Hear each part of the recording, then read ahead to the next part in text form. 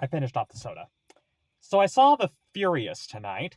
Now, after the seizure warning, I didn't really notice any sequences that gave me major concern. Not a lot of flashing. There are some moments of quick cuts, but thankfully, it doesn't do the annoying action movie quick cuts. It actually lets its action breathe. So, not a lot of moments in this film that gave me concern for potential seizure risk, but again, not a doctor, not an expert. So, those of you living with photosensitive epilepsy, relatively safe, but again, trust your best judgment. You know your condition better than I would. Now, as for this film, I know I'm at least a couple of weeks late seeing it, but it just didn't quite line up. But I decided to take my dad to see it for Father's Day, and so after parting ways with my dad after saying goodbye, this is why I'm now sitting in my car and ranting about the movie. And so I will definitely say this film very much feels like a throwback to some of the classic martial arts movies, while still taking some trappings of, well, I wouldn't really say it's a throwback, but it definitely does feel like a nice blend of the old and new, where it has that Hong Kong action, but it also has some of the more modern action flourishes that a lot of films have adopted. Not in the sense that it's copying Hollywood, though, but very much taking influence from films like The Raid, which, granted, I haven't actually seen, but I've seen some clips. It very much has a lot of that DNA to it. The story itself is very stock, as you would expect. It very much is the same basic premise as Taken, just with a bit of a unique spin on it. Typical, father rescuing his kidnapped daughter and then tying it to a slightly larger story. It pretty much is your usual stock martial arts plot, but you're not going into a film like this expecting Shakespeare. I mean, yeah, there is precedent of martial arts films having Shakespearean plots, but this is not one of them. So when it comes to the action, like I said, it's a film that lets the action breathe, and it comes right out of the gate in terms of what type of choreography it's trying to deliver right within the opening sequence, where you actually have the camera pulled back so you can clearly see what's going on. But you can definitely tell that they were trying to find ways to be a bit creative when it came to managing multiple attackers and kind of blending some of the classic Hong Kong action tropes with some of the modern, more gritty, realistic fighting trappings that we get. It has a nice blend of kind of the old and new in that regard, even if some of the choreography does kind of border on the ridiculous, but it's in that kind of fun, ridiculous sort of way where, yeah, it's very much one of those, yeah, that's probably not at all realistic, but it looks cool as hell. That pretty much describes most of the action scenes for this film. As for the plot, it has kind of those elements from films I mean, I know it's a bit weird, but the best comparison that I can think of is that it has some elements that are kind of similar to Stranglehold, where you have two sort of protagonists who then end up having to work together after a misunderstanding.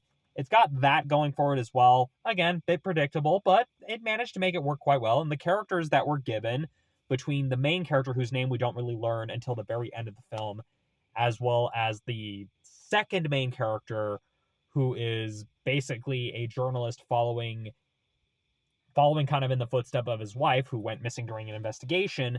You have that elements where you have two characters who end up crashing into each other, but then once they sort out the misunderstanding, they then work together and kick ass.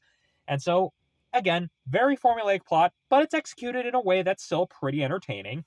I technically watched the dub of this film, but I would definitely say dub in quotes, since the only thing that really makes it a dub is that they dubbed the portions of the film that would have been in Thai, since the film takes place in Thailand.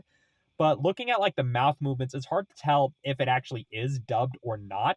I get the feeling that maybe they still had it dubbed over, but you probably still had them get takes of the dialogue where they are speaking English, because it was kind of one of those things where you can tell they were saying the English dialogue, but there was that little bit that didn't quite line up where you can tell, okay, well, they got a take where they were saying the English dialogue, but you can tell that they still had voice actors come in and dub over the lines.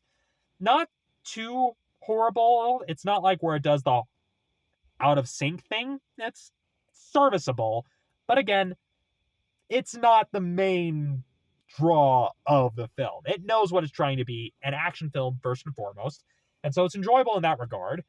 The one thing I would definitely say that's a bit of a mark against it is that it does feel like the final climactic moments of the film it basically has like a very clear ending point, but then it just kind of keeps going because they just wanted to keep it going. I imagine either because they had extra budget, or maybe they kind of wrote themselves into a corner and had to find some way to get a certain character to come into play towards the latter part of the film. I mean, if I was in the editing booth, I know where I would have ended the film because it had kind of a nice thematic end point, but then it just kind of keeps going. Granted, what we got, where it still keeps going, is still entertaining and still serviceable. But then you can kind of reach this point where it's like, okay, well, they've extended the plot a little bit, and then they've really reached the point where they don't really know how to end it. And so it ends in a very, I wouldn't really say artistic, but very much in one of those thematic sort of ways where you can tell it was very much copying some sort of beat from, well, from like a film you would see that would come out of something from like a noir era, or even some of the older martial arts films. You could tell that it very much was trying to mimic Kurosawa with the way the film finally ends in that regard. And granted, at least it actually tried to do something unique with how it ended. It just is very much one of those beats that feels like it kind of comes out of nowhere because it feels like they just weren't quite sure how to end the final battle, so they just went kind of weird. But again, as a film overall, the story is stock, yes, but the action is at least blocked well and choreographed well and entertaining enough that you can look past some of the issues with the story, especially with how the final fight scenes play out, even though it does feel like the film goes on a little bit longer than it should have. But overall, I had a good time, and it's a really good action film, probably one of the best recent action films I've seen in quite some time. So if you're a martial arts movie fan in any capacity, I highly recommend this film. Go see it if you can, especially given that its showtimes have been pretty limited because a certain monolithic media corporation has been pushing a lot of mid-range films out. And so this film probably needs all the support it can get.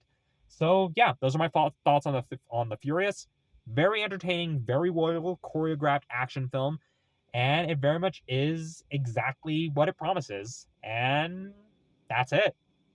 So yeah, those are my thoughts. And now, if you excuse me, I need to get home because it's almost 10 o'clock at night. But I will end things here. And well, until next time.